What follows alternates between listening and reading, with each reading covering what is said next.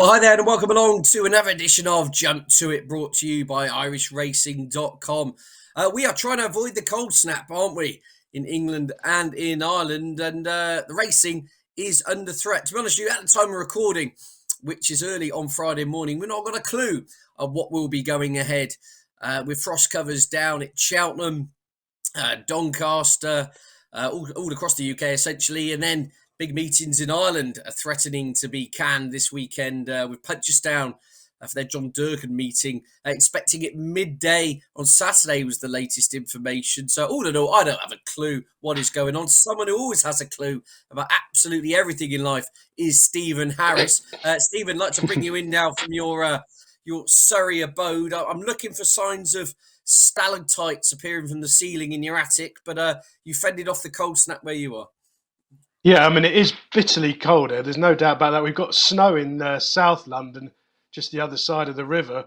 And the weather forecast does look pretty set to be minus sort of 3 or 4 most nights and not really getting above freezing for the next 5 days. So let's hope Cheltenham goes ahead. It looks long odds on to be okay today at the time of recording, doesn't it, on Friday? So you sort of think they'll put the covers down again if they race on Friday, and it should be okay for Saturday. But as for the other tracks, I mean, Punchestown is unraceable at the minute. That sounds very unlikely to go ahead. We've lost Carlisle on Sunday. We've lost Bangor today. It's just going to be one of those tricky weeks. And of course, we're going to talk about all these races. A lot of the horses are doubly declared. First preferences, second preferences. It makes sort of pricing up the races and knowing what you're going to get on the day quite difficult. And that as well, coupled, get all our excuses in early. But the ground, well, it's good, isn't it, at Cheltenham? Now, whether there's a world of difference between covered up, sticky, legless, good ground that's been under the covers for 48 hours. They can be walking home, or it could be quite tight, genuinely good ground, and they'll be flying around. So it'll be interesting to watch the racing on Friday anyway to see what's what.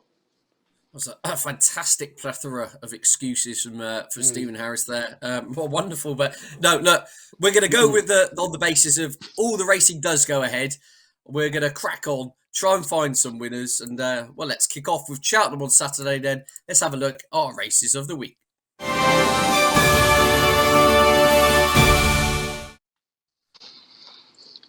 Well, I mentioned Cheltenham on Saturday. 12:05 is the scheduled start time for the Triumph Hurdle Trial. Now, Stephen says if this does get canned, a lot of these are entered in Doncaster's juvenile race as well. So keep your eyes on what's going on. It will be pretty frenetic. But nonetheless, on the assumption everything goes ahead and goes to plan, Nusret. I don't know if that's named after a Salt Bay's restaurant. Are you a Salt Bay fan, Stephen? I don't know if you would be. I've never, anyway, never heard of it. Never heard of it. No, okay, right. We'll leave it there. Anyway, Nusret is your 6-4 market leader for Joseph O'Brien and Daryl Jacob, a scriptwriter, of course, who won at the track last time out. Your second favourite at 3-1, and then slightly bigger prices. Perseus Way 7-2, Jackpot de Choiseul 9s. Maydaf 16s 20-1 bar. Where are we going with this one, Stephen? Joseph O'Brien's horse, I suppose, is the first point of call.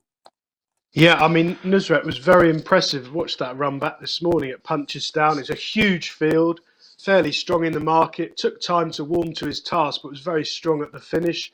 And the placed horses, well, so far we've seen Calico of Gordon Elliott's come out since. He ran an absolute blinder against one of Skelton's at Aintree last weekend. So I think the form is probably, and I sound like a stuck record yet again here, but the Irish level is always a stone better than the English level.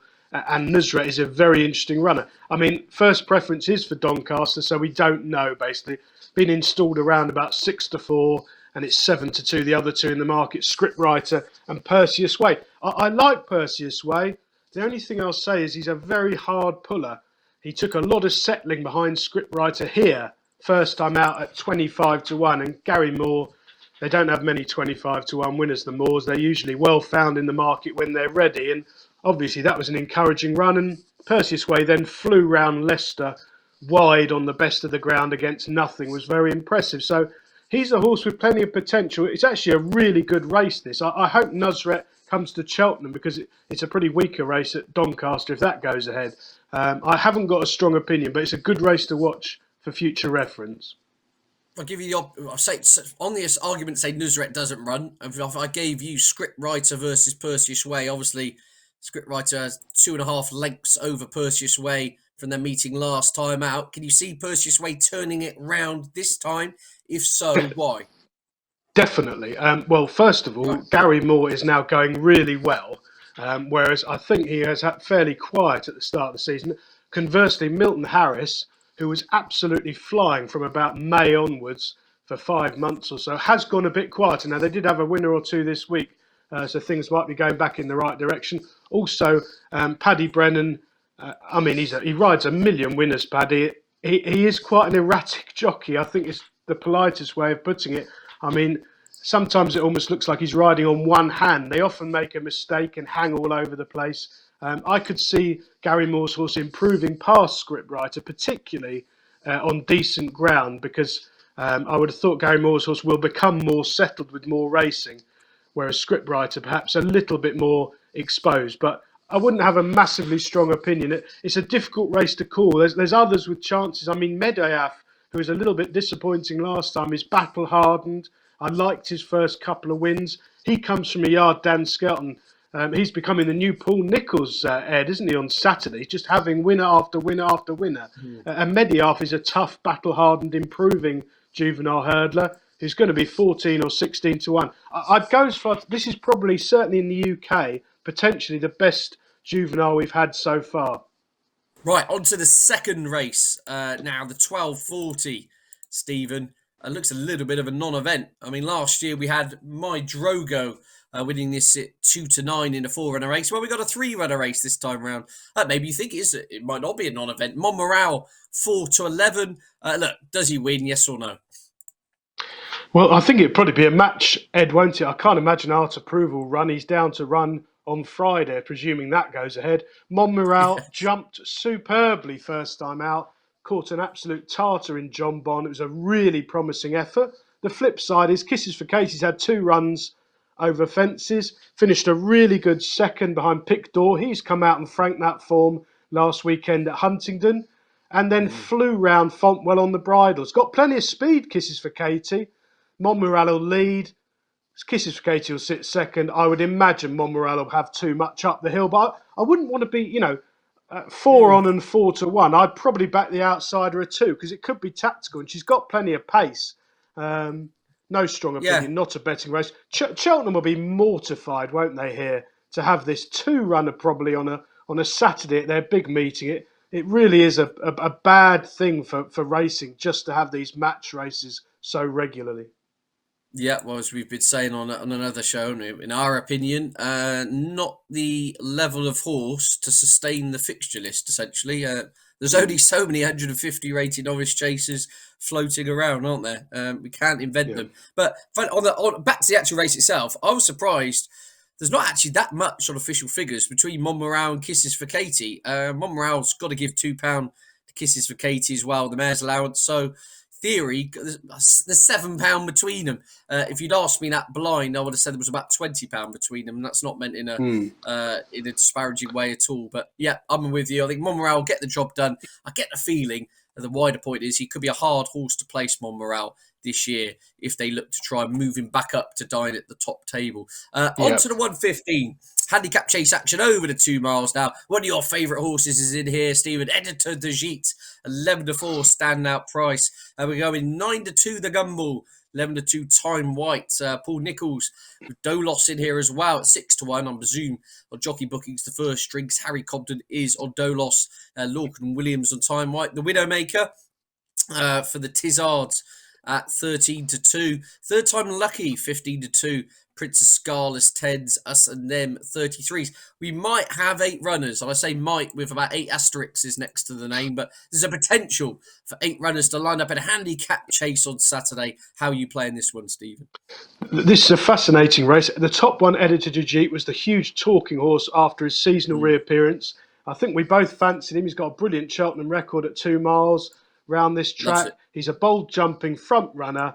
He was sort of 3-1 for his seasonal debut, and he went off 9 on the exchanges. He was dropped out last, schooled round, never got warm, took third up the hill.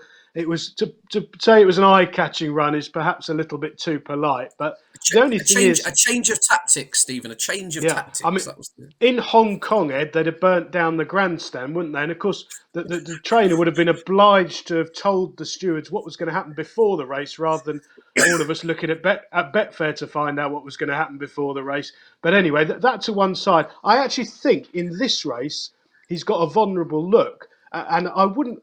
The market will be another very good guide here, because if they decide to revert to front running, when you've got an old friend of ours, Gumball, in the race, who is basically a tearaway front runner, unless they try and hold him up, which they have done once or twice. But he's basically a front runner, so there could be a real war on the lead. I thought this was set up for a hold-up horse, and I really like the way Time White won on seasonal reappearance at Ascot. I mean, if you watch that run back, he cruised through that race like a very good horse and won with any amount in hand, quickening clear off a really strong pace. Things didn't pan out quite so well next time back at Ascot, but I think he had excuses there. And basically, he's an upwardly mobile horse. He's only had 7 runs. He's trained by Nichols, who's still flying along every Saturday as winners. Each way, Ed, around 5 or 6-1 Time White. I think it's a really good bet, because he's going to be ridden cold from out the pace. So the actual true price of him getting a place is probably a lot shorter than the odds against you're going to get by backing him each way. And I think you could hit the jackpot and draw the win money as well. fascinating. It's a trappy kind of race. As you say, Editor de Gite does bring the good course form to the table. Another horse in here who does bring some good course form is Third Time Lucky, who has 2 wins at Cheltenham from 4 starts, but placed on another occasion. Has underwhelmed this season so far, including Ascot last time up. I gather they reckon his win went after. He's had a wind up since. Previously to that was 4th to Granatine in the Holder Gold Cup. Was actually going very nicely to make it an absolute blunder 4 out. But just looking at some of his form last season, I mean, beaten 4 lengths by Edward Stone in the Kingmaker. I mean, that is very good form in hindsight, with Brave Siaska behind. Of course, that horse has gone on to bolt up since. And all in all, I just thought there's some really good form last year, that if he could bring that to the table off a mark of 147 back at Cheltenham, he shouldn't be out of the mix here. A little bit of a, how should we say, a leap of faith, in the sense that his recent form hasn't inspired. But if the wind up has worked, off 147 on good ground, I thought at 15-2, he was probably the each way angle in here. But yeah, fascinating race, has to be said. On to the 150. I'm going to call it the big one. It's the big one in terms of the betting heat on Saturday. It's the AIS December Gold Cup handicap chase. In many ways, it's a little bit of a replay of what we saw in November, didn't we? In the Paddy Power Gold Cup, where we got Il Rodito back for more. That horse is 9-2 favourite after finishing 4th in the November renewal. And we've got Stolen Silver unseated, 4 from home, 13-2. Warlord, 8-1. Fantastic Lady, 8-1. Ferrero Bambo, 10s. Coconut Splash, 12s. Simply the Bets, another horse who ran, of course, in November, along with Day and the Kayak, 12-1. 14s. Bar. Tricky one to solve this. We've got your favourite number here, Stephen, 15 runners. Il Rodito. Let's kick off. 11-2 is available about the Paul Nichols runner. Do you think he's the worthy favourite? Well, he certainly shaped fairly well on his seasonal reappearance, didn't he, in the Paddy Power? He finished 4th behind GA Law. I like another one from this race at 3 times the price. The only trouble is you've got to suffer David Maxwell riding it. But mind you, he is Mr. Saturday now after that big win at Sandown when Bromley mistook the winning post. So he's a perfectly capable jockey, David Maxwell. He rides plenty of winners. He is agricultural, but he gets a tune. He's perfectly good over a fence. It's just the finishing effort that's a little bit raggedy at times. But I thought there was plenty to take from Simply the Bets' reappearance in the same race as Il Rodito. He was a big price. He needed the run first time out and he weakened up the hill. But he's got a brilliant record at Cheltenham. He stays a little bit further, which will be a big help. And there's lots to take. Just as an interesting aside, Ed, this must be some kind of record. Simply the Bets' last 9 runs, 8 of them have been at Cheltenham. I mean, I can't imagine as many horses have done it. He's run at literally every Cheltenham meeting for the last year, basically. He's got a really good record round here. They're going to go a real strong pace. And I thought he could come through late with Maxwell, hopefully getting the fractions right and producing him. But 15 runners on a Saturday, would you believe it? You can't play each way. So a win-only bet, I'd hope that we might get a bit of 20 simply the bets, because Maxwell's horses do tend to drift on the exchanges. So he'd be a small win-only bet for me. Right, fascinating. No, as you say about Simply the Bet's been running a lot at Cheltenham, but if you kind of break it down and look specifically on his new course record, it is very, very good. In fact, he's never been out of the places. He's 2 wins and 2 places from the 4 starts over the course of distance. Of course, he won the plate at the 2020 Cheltenham Festival. That's just really, really good form. So yeah, as you say, fascinating race to try and weigh out. I've got to go on 2v the field here. I'm a little bit once bitten, twice shy with Stolen Silver. I will have to have a saver on though, because I think this horse on this ground at this track is ticking all the right boxes. But a Warlord would be my main selection here. Ideally, I'm hoping you'll come back to your point at the top of the show, Stephen. I hope the ground is riding a little bit on the dead side, because I wouldn't want it too quick for him. I think a bit of given the ground's ideal, but he's got some very good form, hasn't he? I mean, the Arkle form is working out a treat. He was 4th to Edwardstone. Of course, he's gone on to win. Blue Lord, who was a couple of lengths ahead of him in the Arkle. He's come out and won the Clonmel Oil Chase. Brave Siasco's in the Arkle. Came out and bolted up last weekend for Venetia. All in all, I think he's got some very good form. He needed the run in the Holden Gold Cup where he was taken off his feet over the minimum trip on good ground, or 2 miles, 2 furlongs of good ground. Stepping back up in distance here with that run under his belt, I think he's got to be taken seriously. He also got a pound back from the handicapper as well for that seasonal reappearance. So all in all, I think Warlord. I'm going to go. I'm not going to lie. I'm Warlord and Stolen Silver. I'm going 2 win bets versus the other 13, taking on Il Rodoto, who I just think maybe served better by a flatter track. He could be well handicapped. Just not totally convinced by him and his finishing effort up the Cheltenham Hill last time. On to the 225, the Unibet International Hurdle. This is a wonderful little betting heat, in my view. We've got the 5 going to post. Epatton, 6-4 market leader. I like to move it, of course. The Greatwood Hurdle winner, 15-8. Nappers Hill, 9-2. A horse who rides here on a 5-timer for the Paul Nicholls team. And then First Street got back to winning ways for Nicky Henson last time out, 6-1. Sophonien, 100-1. I think he might be running it on the Friday as well. So we could be with the 4 going to post. Stephen, how are you summing this one up? I mean, Epatton, favourite by default, I suppose. And if you look at the ratings at a mare's allowance, she comes out on top. I really don't fancy Epatante. I think it's more of an instinct thing rather than a figures thing. You're reading back through her form. It now doesn't read quite so well. I mean, she got beaten a couple of lengths by an idling Honeysuckle in the Champion. I'm not sure she's quite the force of old. I didn't like her run behind Constitution Hill. She was free enough. She made no impression at all. She ended up beating Not So Sleepy by 2 lengths, absolutely out on her feet after the last. So I didn't think there was much to like from that. She's a short price favourite. I think you've got to take her on. Now, there's 3 very realistic rivals, so it's mainly prices for me. I think that First Street, I do respect First Street. I mean, I was thinking First Street might be sort of 10 or 12-1. It's only handicap form, but it was a very good handicap and a really good weight-carrying performance first time out.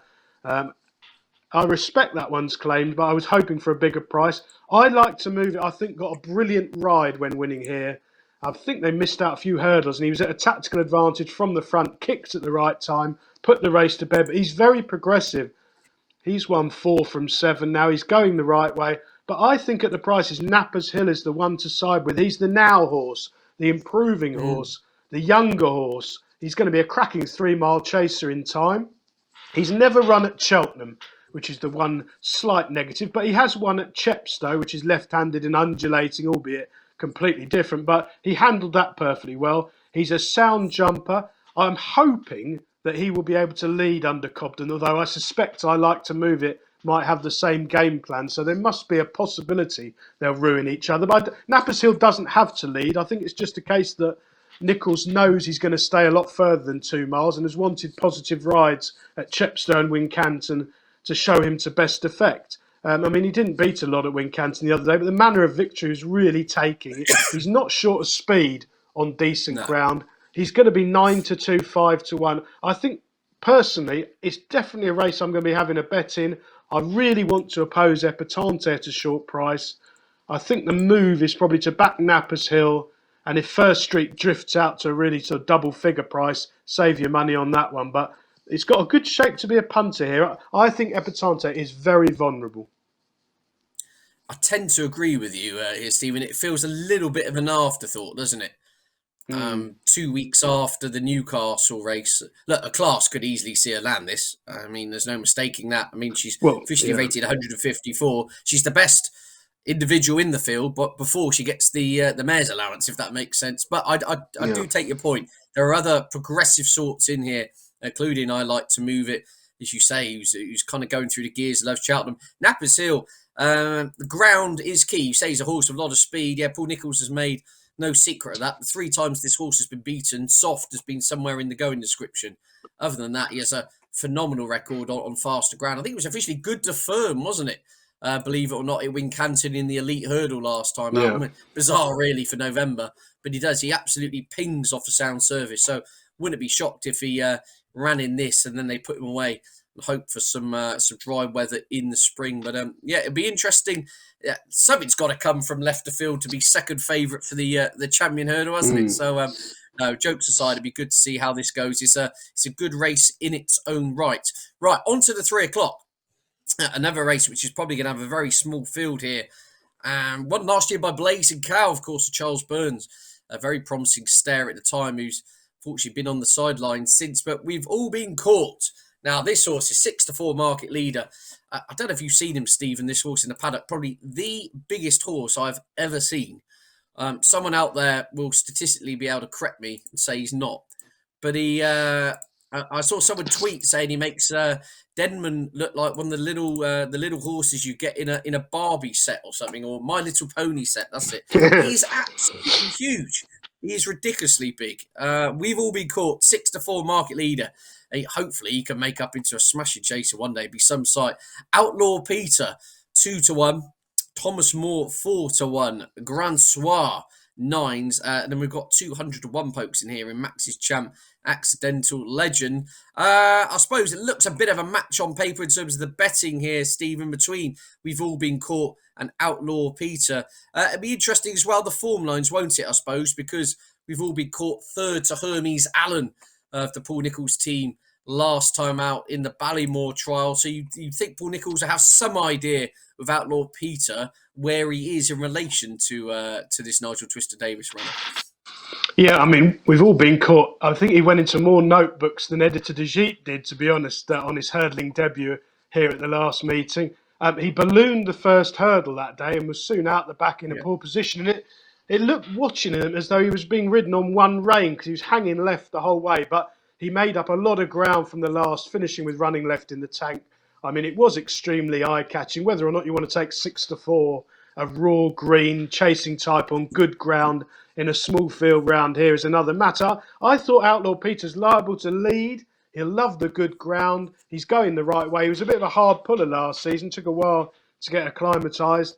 But he's been pretty impressive. I like the way he won at Exeter. I think the remote seconds come out and run well in defeat since. Obviously, this is a step up in class, but I think he's going to be one of those horses on decentish ground. Cobden front running, jumping well, setting his own tempo. You can see that he could be at a tactical advantage in this kind of race, and maybe he'll have a little bit too much foot for Nigel Twiston-Davies' short price favourite. Yeah, you've got me a little bit worried now because I'm very much in the camp of We've All Been Caught, who I think will. But mainly, my logic would be I thought you would absolutely thrive going up to 3 miles, whereas I wasn't necessarily sure. Outlaw Peter looks to have a little bit of boot to me. You know, he won round Kempton over 2.5. I wasn't sure whether drawing him out to 3 miles would suit him.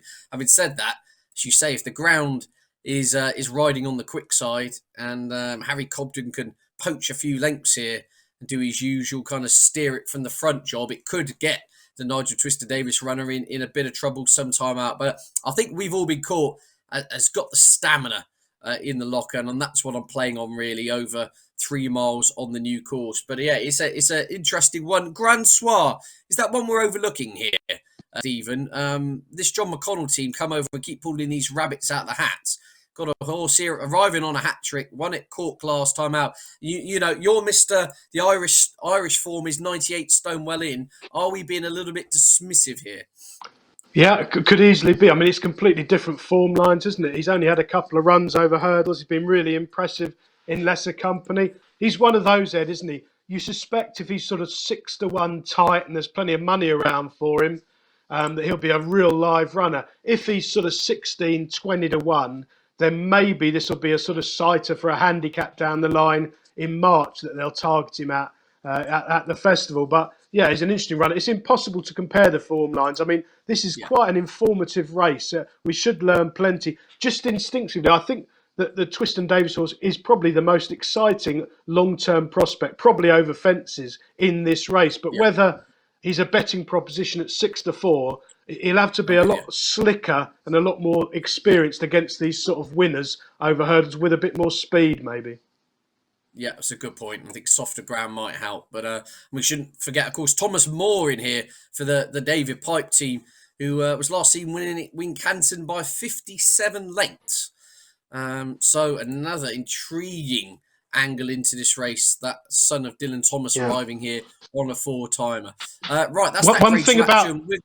Go on. Yeah, go Sorry, on, Ed. One thing about the hype horse, Thomas Moore. I'm worried about going this way round. He was a winner at Worcester a few months ago, and he jumped markedly right there. So they took him to Wincanton when he was straight against nothing. Back to a left-handed track, that'd definitely be a concern. I don't particularly fancy him. Be leaning against him personally. Yeah. Okay, great stuff. That's Thomas Moore. Look out for which way he goes around the track, I suppose. Something to keep an eye on. On to the finale, the 3:35. We've got the mare's handicap hurdle here. Again, there's a few doubly engaged horses, aren't there? I think, including, well, maybe they're not. To be honest with you, I'm starting to lose track of what's going on here. Anyway, Theatre Glory, 3-1. Lady Adair, 5s. Martello Sky, 5-1. Nina the Terrier, 11-2. Indefatigable, is she still in it? Yeah, she's still in it. She is doubly. I was right. I should have stuck to my guns. Indefatigable, who's she's declared it Friday and Saturday as well. I Spy Diva 9s, and then we're 22-1 bar. To me, Stephen, a pretty wide open looking race. If we take Indefatigable out of this, we should still have the 9 going to post. So there are still each way options to be had, in my view. Yeah, I quite like this race. I mean, the top one probably won't run well at Indefatigable, as you say. I really like Nina the Terrier here, Ed. She started off, she's a smooth traveller, needs good ground, stays this trip well. She ran really, really well first time out against Sonigino at Chepstow in a race that Sonigino was basically gifted from the front, and Nina the Terrier was the only one to come out of the pack and give her any kind of race. She then fell at Wetherby when she'd been placed in a warm little mare's race. And last time out in the Greatwood, I'm not saying it wasn't a confidence restoring ride, but it ended up being she was wide in a poor position and never landed a blow. Briefly coming down the hill, she looked like she was going to get into it, but then she got a bit tired. That was over an inadequate trip. She's got her trip now. She's got her ground. She's around 5 or 6-1. I think she's absolutely rock solid each way. The way she's going to be ridden, she'll be held up for a patient ride. The one I'm most worried about is Lady Adair for Harry Fry, who's completely unexposed. Could be much better than this opening handicap mark. Used to be with Mickey Hammond back in the day, but Harry Fry did a similar job with Love Envoy at Sandown last weekend, and I wouldn't be at all surprised if Lady Adair was another one primed for one of these big prizes on a Saturday. But I think on form, 5 or 6-1 about Nina the Terrier is a very fair price. Right, interesting. Yeah, I actually interviewed Alan King for his Cheltenham stable tour last year. Actually got the quote in front of me. He said, Nina the Terrier, arguably one of the most ground-dependent mares he's ever had. And that she must have top of the ground. Soft is absolutely no good to her. Well, so keep your eyes on that as well, as you say. Well, I'm just looking officially. 3 of her 4 wins have come on ground declared as good. She won a maiden hurdle on good to soft. But interesting here, Alan King's insight there. As you say, if the ground is riding, if that frost has kind of baked it up on top and it's riding on the quick side, that should clearly play to her strengths here. So Thomas Bellamy on board the Alan King mare there. Nina the Terrier, who is Stephen's selection. I would, on the bizarre event that Cheltenham on Friday is called off, but goes ahead on Saturday, I would be with Indefatigable each way. I just think she has a terrific record at this race course. She won the Mayor's Hurdle, didn't she, a couple of years ago? She's got 2 wins at Cheltenham, loves the ground. I think Harry Cobden might be booked to ride as well. So if she did line up in this, she'd be my each way play at 8s or thereabouts. Right, that pretty much wraps up our Cheltenham preview. I think you've done pretty well there, Stephen. Pretty tricky to try and decipher what's going on with all these racecourse inspections and doubly declared individuals. Now, look, the racing in Ireland this weekend should, I say should, be an absolute humdinger. We go to Sunday for Punchestown. It's obviously the John Durkan meeting. That race in itself, John Durkan Memorial, should see the return of Galopin Des Champs. Look, Stephen, if it beats the cold snap, Punchestown goes ahead. I mean, what are you actually looking for from Galopin Des Champs on return? It's extended 2.5 miles. He should win. He has plenty in hand over pretty much all the field other than Fakir Duderi on ratings. Is there anything specific you want to see from him rather than just turn up and win, if that makes sense?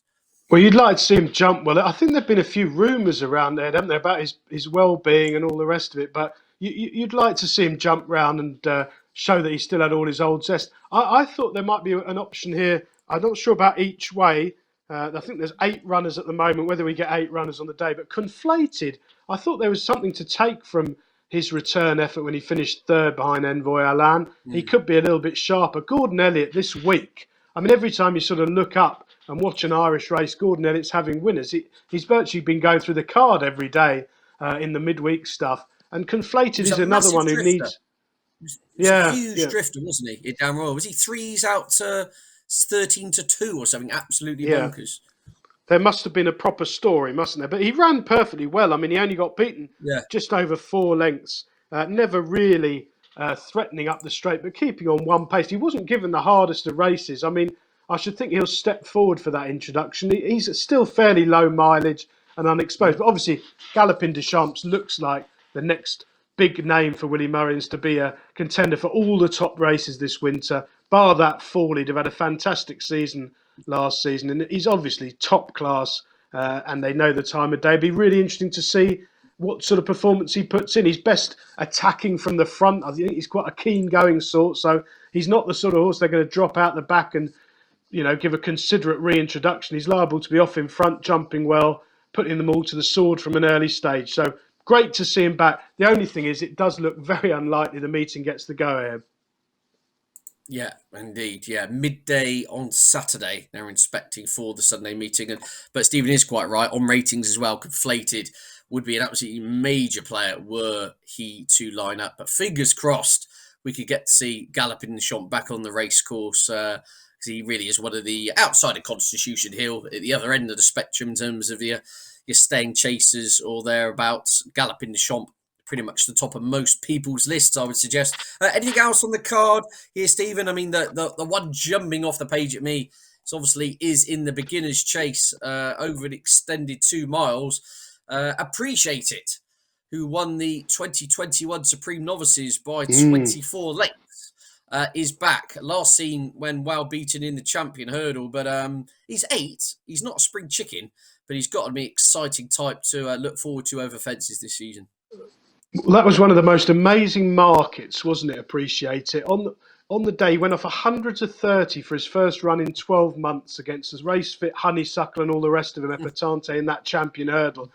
Probably overdid things from the front. I mean, he went off very hard and got very tired and finished well beaten, and we haven't seen him since for another 9 months. So, you know, he's a horse, hard to have an opinion about something that has run once in the best part of 2 years, obviously. He's a very, very exciting prospect to go chasing. Again, we were talking about Galopin Des Champs. I don't think there'll be any hiding place for Appreciate It. He's quite a free-going sort. He'll be fascinating to see how he goes in the market here, what they think about his schooling and his well-being and whatever physical issues have ailed him over the last couple of years that we haven't seen him for such a long time. But no, this really does look a good race to watch. I mean, hopefully it gets the go-ahead. I thought Hard Door was another interesting runner of Willie Mullins. There's 11 declared at the moment. We haven't seen the final runners as yet, but this could be a really interesting race to watch for the future. Indeed. And switching over down towards the south of Ireland, and Cork for the Hilly Way Chase was won 12 months ago by a Nergamine. Should be a bit of a steering job, this, should it, Stephen? I mean, even allowing for the fact he might need the run, etc., etc. Of course, we don't know exactly who's going to turn up, but even if Captain Guinness, the second best rated horse in here, does line up, he's got over a stone in hand on figures. Should be a straightforward assignment for your reigning champion chaser. Another question I'm going to throw to you. Would you rather be a Nergamine 6-4 or Edwardstone 7-2 for the champion chase? Let's go off piste. Where would you be going? Well, probably a Nergamine, to be honest with you. Right. One thing about that Edwardstone race the other day that hasn't really been touched upon elsewhere, as far as I've seen, there was a lot of pace on. Edwardstone had the perfect makeup and swooped as they all stopped for me.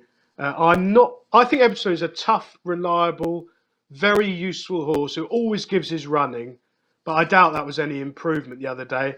And there was also some talk about Shishkin stepping up in trip as though the trip was some Wins kind the of Gold Cup. Wins the Gold Cup, yeah. Well, I mean, if that wins the Gold Cup, I'll walk to your house and back carrying a computer on my back. I could not. No, I mean, there's something wrong with the horse. There was something wrong with him at Cheltenham in March, and there was something wrong with him at Sandown. I was amazed. Some people saying, "Oh, he ran all right. He probably blew up." He didn't blow up at Sandown. He was 100% fit. They'd done a lot of work with him. There's something wrong with him. It's got nothing to do with the trip. I'll be amazed if they suddenly run him over 2 mile 4 and you think, oh, he's back to being what he was 2 or 3 years ago. He just won't be. There's something went badly wrong at Cheltenham in March, and I didn't think it was an encouraging run at all at Sandown. I know he made a mistake turning for home, but I don't think that was neither here. He was absolutely out on his feet up the hill. Not for me at all. I think Edwardstone, I like the horse a lot, but he had everything pan out ideally in the Tingle Creek. And I think a Nergamine who's won 7 out of 8, obviously, the only time a Nergamine's lost is against Shishkin at Ascot, that memorable race that Nicky Henderson hasn't recovered from, let alone anyone else. But no, a Nergamine is a strong traveller with a smart turn of foot, a slick jumper. I would imagine be long odds on at Cork. Let's hope this one goes ahead and comes back as good as ever. Well, indeed, if he bolts up here, looking at the way the 2 mile chase division is shaping up, there's a fair chance, even money at best, for the champion chase after Sunday if he comes back and shows he's just in working order, really. As you say, given the lack of strength and depth in the 2 mile chasing division. So, Nergamine, he's a really exciting horse, isn't he? Hopefully, we get to see him back on the racetrack, the reigning champion chase winner, and he gets to strut his stuff. Right. That pretty much wraps up our previews of the weekend's action. We've got all our fingers and toes firmly crossed, but on the assumption everything does go ahead, we're going to nail the colours to the Masters always. Let's have our bets and our tips of the week.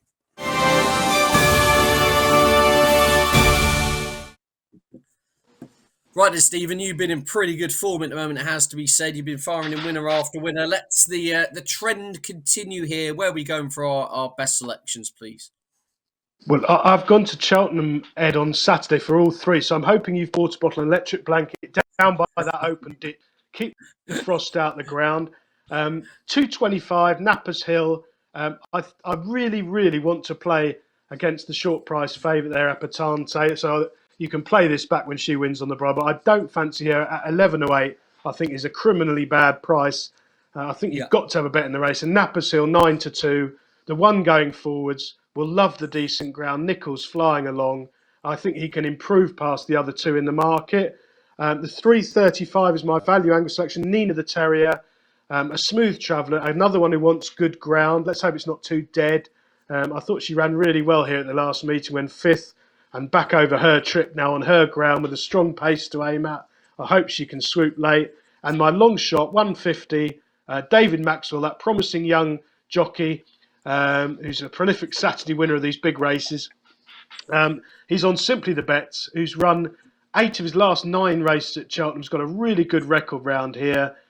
Should be fitter for that first run of the season. And I think at double figures, I'm hoping to get around 20-1 on the exchanges. I think he's a sporting bet in a hot 15-runner handicap. Yeah, excellent. Some great selections there. Conversely, I'm hoping the ground is riding on the deader side for my picks this week, because I am napping We've All Been Caught, who, as I say, the biggest horse in training. That might be total fake news, but it sounds good. So we're going to stick with it. Absolute brute of an individual. I think will relish this step up to 3 miles. Incidentally, he's 40-1 to win the Albert Bartlett South at the festival. I didn't think it was the worst of prices, especially if he turned up here and got the job done. Looking elsewhere, she said to you, I've kind of stolen silver-ish, but I've come down on Warlord in the December Gold Cup. Again, I'd like to see a little bit of ease in the ground, because Warlord is a horse who's got some very good form in defeat in recent times. You know, that Arkle form was working out a treat.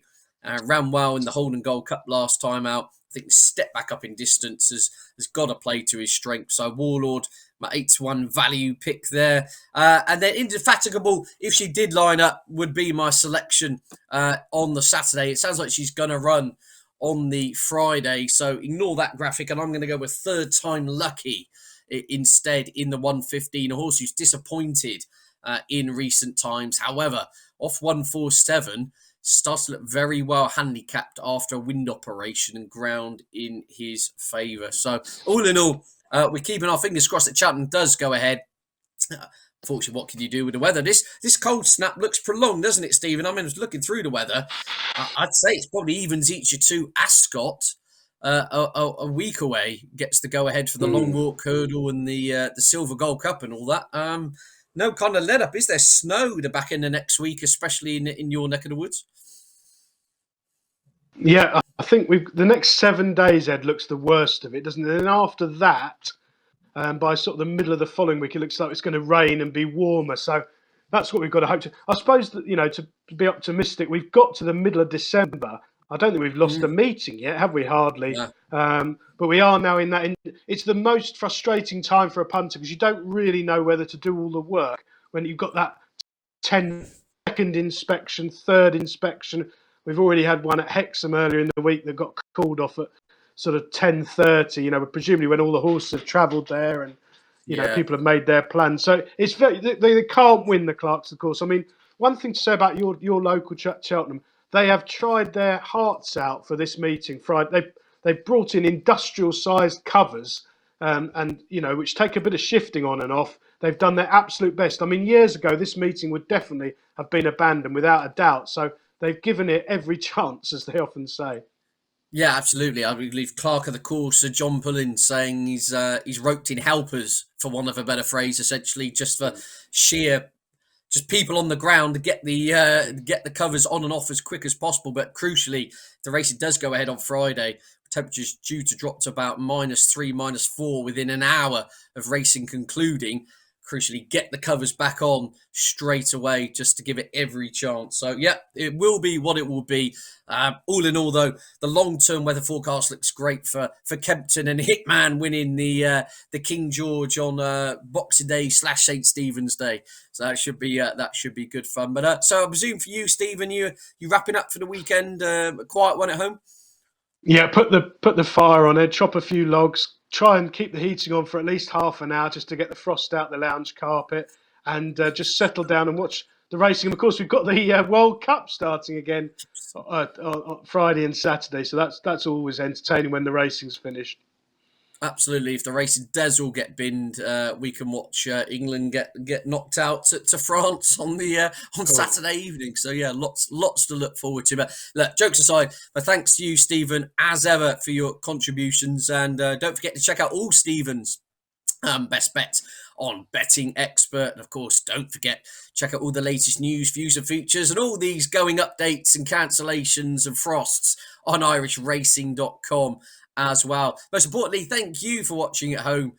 We hope you do enjoy whatever racing does go ahead this weekend. Enjoy all the action. We'll do it again next week. Bye for now.